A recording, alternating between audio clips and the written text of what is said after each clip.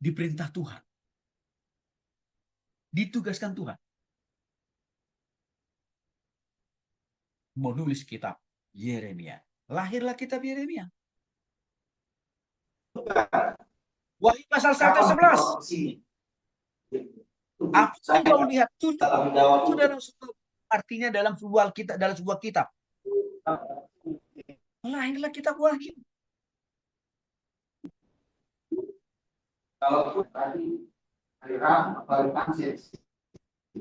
Yang dituliskan oleh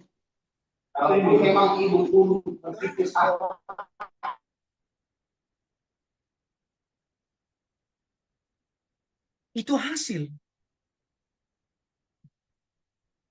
perintah atau penugasan dari Tuhan Yohanes menulis kitab Wahyu itu. Bukan karena keinginan, bukan karena dorongan, hati, pikiran, perasaan daripada Yohanes. Bukan. Perintah Tuhan.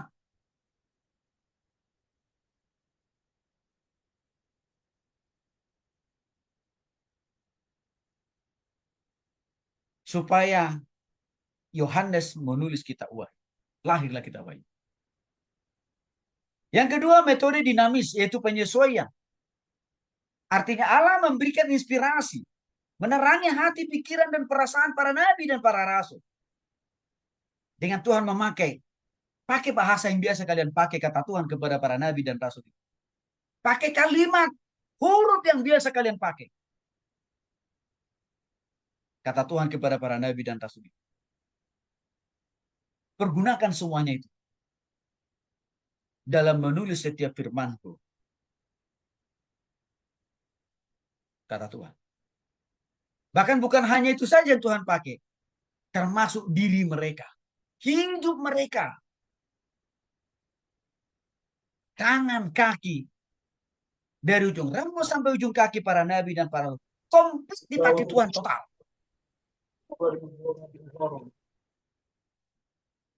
Komplit totalitas hidup mereka dipakai Tuhan. Untuk menulis firman Tuhan itu. Dengan tetap di dalam pengawasan ketat.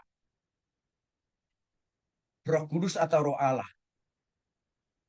Mereka memakai bahasa mereka. Memakai kata demi kata, huruf demi huruf yang umum sudah biasa mereka pakai. Dikontrol dan diawasi Roh Kudus. Dikontrol dan diawasi Roh Kudus juga hati dan pikiran mereka. Dan kaki mereka. Di dalam menulis firman itu, bahkan juga memperagakan, mempraktekkan firman itu.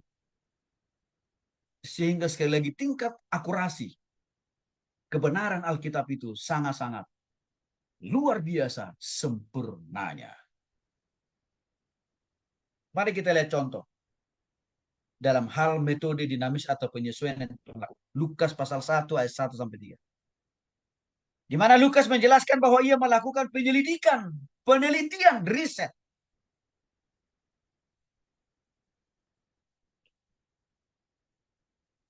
Terlebih dahulu. Riset penelitian yang dilakukan oleh Lukas. Sebelum dia menuliskan Injil Lukas, firman Tuhan dalam Injil Lukas. Dia bertanya, dia mewawancarai murid-murid Yesus yang pernah hidup sejaman dengan Yesus. Contohnya Matius, Yohanes. Diwawancarai. Bahkan bukan hanya mereka, orang-orang percaya yang masih pernah melihat secara kasat mata karya pekerjaan Yesus zaman mereka. Diwawancarai oleh Lukas. Kitab-kitab yang ditulis oleh nabi, oleh rasul-rasul, oleh nabi-nabi di PL. Itu diteliti, dibaca ulang berulang kali oleh Lukas. Tujuannya apa? Supaya tidak ada firman yang dia tulis dalam Injil Lukas bertabrakan dengan firman di dalam Perjanjian Lama. Supaya tidak ada isi firman Tuhan yang ditulis di dalam Injil Lukas bertolak belakang dengan apa yang ditulis oleh para rasul-rasul lain, murid-murid Yesus.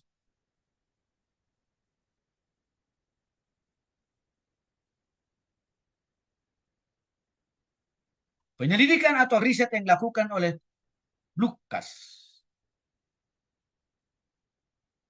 dalam kuasa kendali kontrol Roh Kudus yang akhirnya melahirkan kitab Injil Lukas. Ini juga yang menjadi salah satu dasar Alkitab mengapa di kampus kita saudara-saudara itu wajib menulis skripsi, tesis, atau disertasi dengan berbasiskan pada penelitian atau riset. Dasar Alkitabnya, karena Lukas juga melakukan riset, penelitian, wawancara sebelum dia menulis Injil Lukas. Jadi kalau ditanya, Alkitabiahkah menulis skripsi, tesis, dan disertasi? Yes. Karena dibalik daripada penulisan skripsi, tesis, disertasi itu ada penelitiannya. Itu juga yang dilakukan oleh Lukas di dalam menuliskan firman Tuhan. Lahirlah Injil Lukas.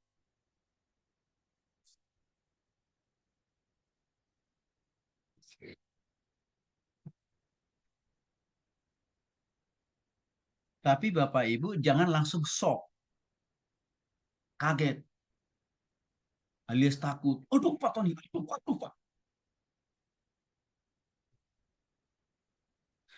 Dulu saya waktu S1 aja udah stres Pak. Nulis skripsi saya Pak. Nyaris nggak lulus Pak.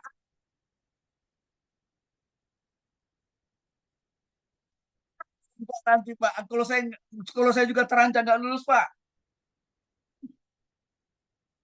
Karena nggak bisa lulus tesis saya.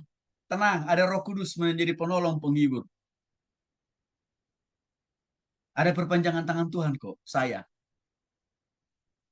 yang siap membantu membimbing Bapak Ibu. Oh, bagi Bapak Ibu cukup puas, langsung lulus alias lolos, nggak usah tanpa pakai skripsi, nggak bisa. Karena ada prinsip dasar Alkitab perlu penelitian itu, seperti yang Lukas lakukan. Nanti kalau begitu Pak, peluang potensi saya lulus alias lolos kecil dong. Enggak, besar kok. Karena Tuhan punya roh penolong, roh pembimbing, roh yang memberikan hikmat bijaksana. Belum lagi Tuhan sudah siapkan saya untuk membimbing dan menolong Bapak Ibu secara lebih taktis.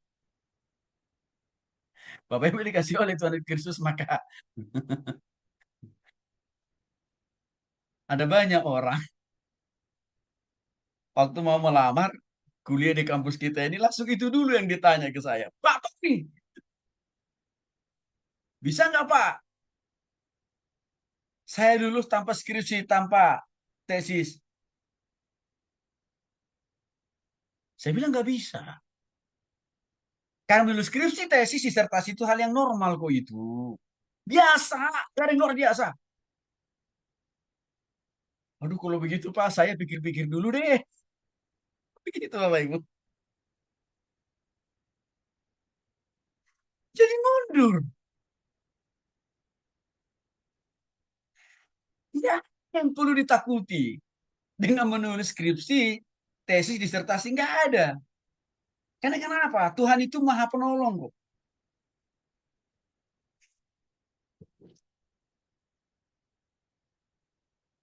Ya buktinya Bapak Ibu yang sudah lulus S1 dari kita, selesai juga tuh skripsinya tuh. Bu Sarlota, Pak Edward, Pak Rijon, selesai juga tuh penelitiannya. Selesai juga tuh skripsinya. Artinya tidak terbukti apa yang kita khawatirkan, apa yang kita takutkan itu terjadi. Karena virus kekhawatiran, ketakutan adalah virus dari sibolis untuk melemahkan iman, pengharapan, dan semangat kita. Maka jangan percayai sibolis. Percayailah Tuhan. Rasul Petrus dalam 2 Petrus 1 ayat 21 lagi-lagi mengingatkan dan menegaskan dalam hal metode dinamis. Ya, dia dipakai, dipilih, dipanggil, dibimbing dan diarahkan oleh Roh Kudus dalam menulis kitab 1-2 Petrus. Kalau para nabi dan para rasul dituntun, dibimbing dan diarahkan oleh Tuhan dalam menulis firman Tuhan, sama. Tuhan yang kita sembah di dalam nama Bapa, Putra dan Roh Kudus siap membimbing saudara, siap memberikan hikmah bijaksana bagi saudara dalam menuliskan skripsi, tesis, bahkan disertasi saudara di kemudian. Ini perlu kita imani. Selanjutnya yang ketiga, metode organik. Artinya pengawasan Roh Kudus total di dalam diri para nabi dan para rasul penulis Alkitab. Dalam hal ini Roh Kudus bekerja total. Bersama-sama di dalam hati, pikiran, perasaan para nabi dan para rasul. Roh Kudus menggerakkan hati, pikiran, perasaan mereka. Roh Kudus juga menggerakkan tangan mereka. Di samping itu Roh Kudus juga memakai talenta, memakai kepintaran, memakai pengetahuan, memakai latar belakang kehidupan para nabi dan rasul. Menjadi alat yang efektif di dalam tangan Tuhan menuliskan firman atau Alkitab itu sendiri. Artinya totalitas kehidupan para nabi dan para rasul itu dipakai Tuhan komplit. Tetapi tetap di dalam pengawasan Roh Allah atau Roh Kudus itu sendiri. Supaya tidak ada yang salah tulis. Supaya tidak ada yang salah rekam. Supaya tidak ada di antara mereka yang salah dengar firman Tuhan yang tersampaikan. Mari kita lihat contoh. Lagi-lagi di dalam 2 Timotius 3:16, Paulus mewakili para rasul dan juga para nabi di PL. Semua yang kami tulis itu berasal dan bersumber dari Tuhan. Dia memakai bahasa segala tulisan yaitu Alkitab diilhamkan dari Allah. 1 Korintus yang kedua, contoh yang kedua, 1 Korintus 2:13. Dan yang kami katakan ini kita Alkitab, bukan dengan kata-kata yang diajarkan oleh manusia, melainkan dengan kata-kata yang diajarkan oleh Roh Kudus. Paulus menyadari betul yang ditulis dia di dalam Alkitab, Perjanjian Baru khususnya, adalah kata-katanya Tuhan. Adalah firman-Nya Tuhan. Adalah isi hati, pikiran, perasaannya Tuhan. Bukan isi hati, pikiran dia ataupun juga manusia lain.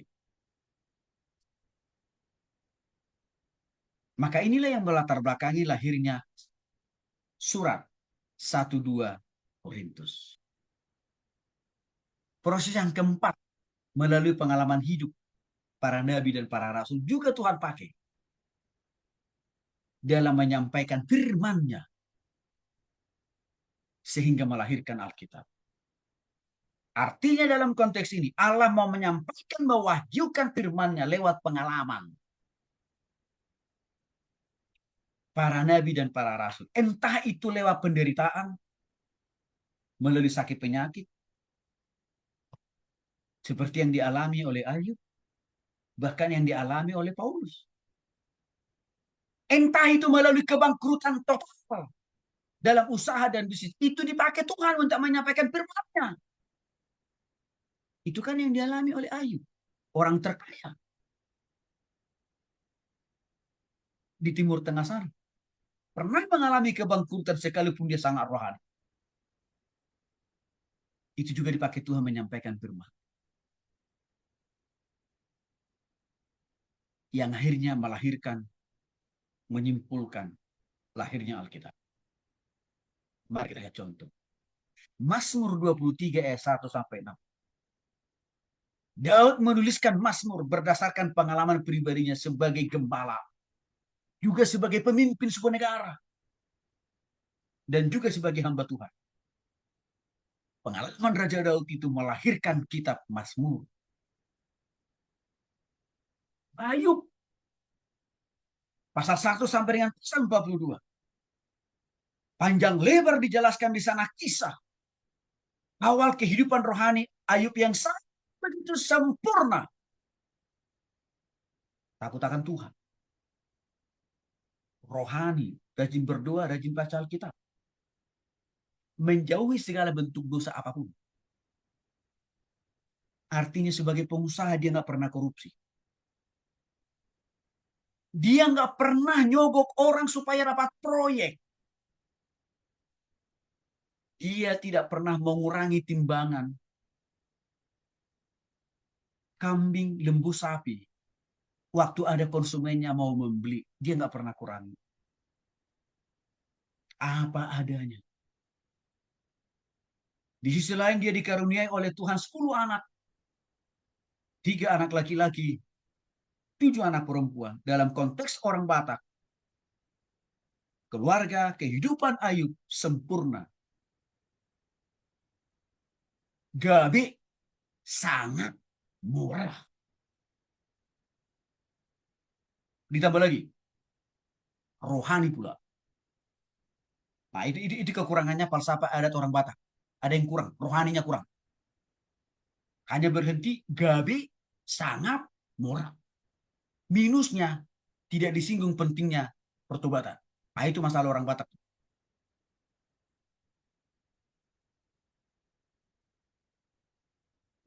Ayub memiliki itu semua. Tapi dalam sekejap hilang. Terus anaknya juga meninggal. Dia terjangkiti oleh satu penyakit yang amat sangat parah. Istrinya mendorong-dorong dia supaya murtad. Ribuan karyawannya mati. Bisnis peternakan kambing, domba, sapi-sapinya mati.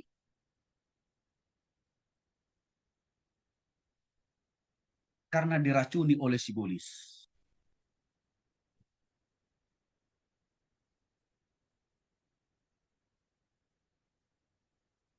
Belum ada orang Kristen di zaman modern sekarang yang mengalami dahsyatnya penderitaan, luar biasanya kebangkrutan selain daripada apa yang pernah dialami oleh Ayub.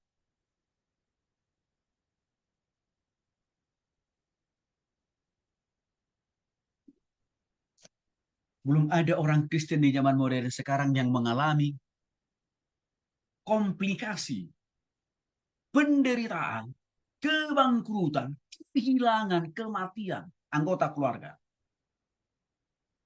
Seperti apa yang dialami oleh Ayub. Belum.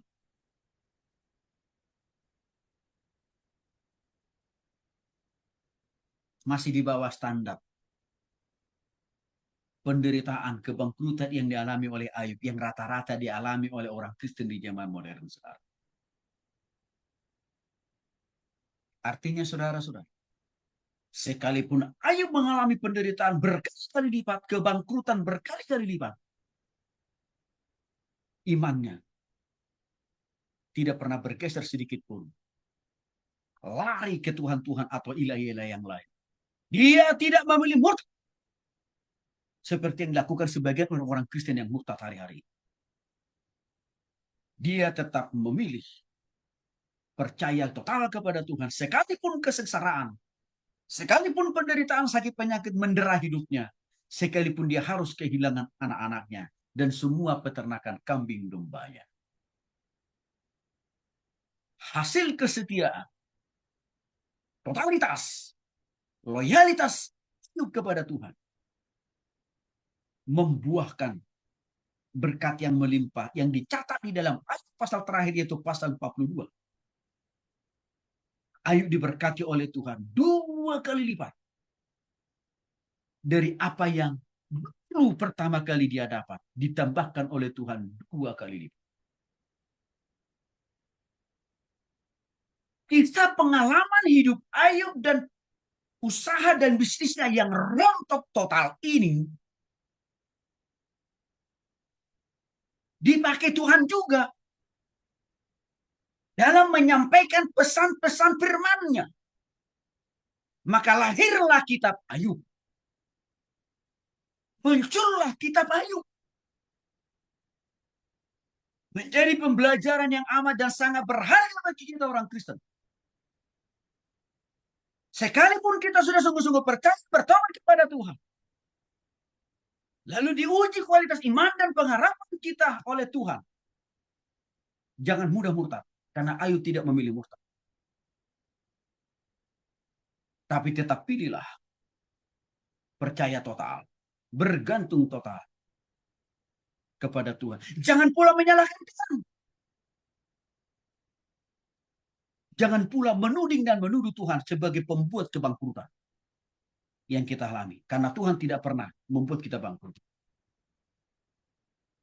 Yang membuat kita bangkrut itu sebagian besar karena iblis. Dan juga karena ada faktor diri kita sendiri. Tidak mau bertanya sama Tuhan dalam mengambil sebuah keputusan, bahkan juga dalam merencanakan sebuah usaha dan bisnis. Ya bangkrutlah.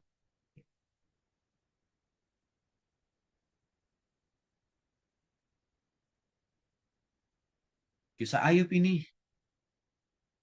cukup memberikan penguatan, pengharapan, dan penghiburan bagi kita dikala kita sedang menderita.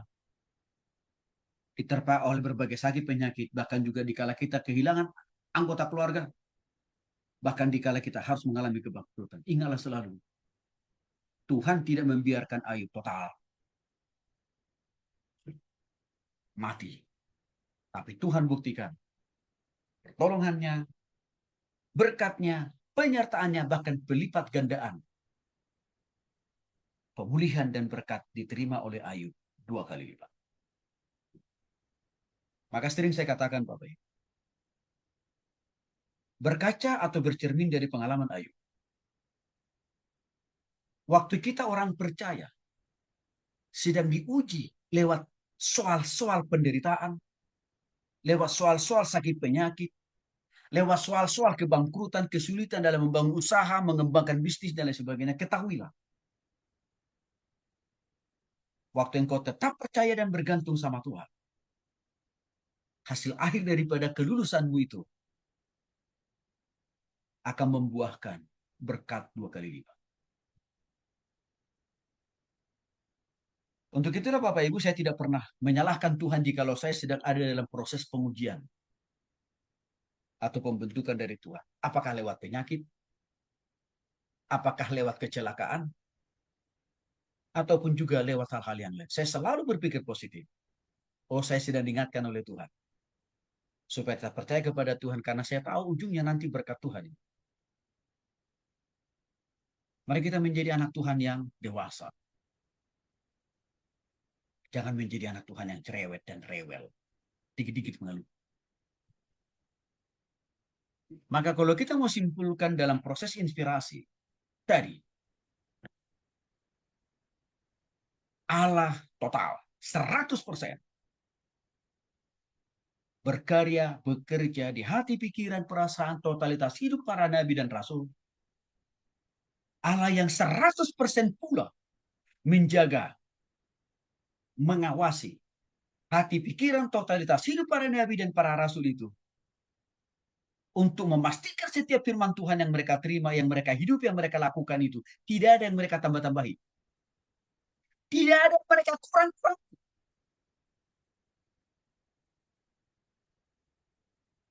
Maka itu menjadi dasar. Alkitab kita tidak punya kesalahan, tidak punya kekurangan, tidak punya kelebihan. Artinya tidak ada ditambah-tambahkan. Maka lagi-lagi Bapak, ini yang menjadi dasar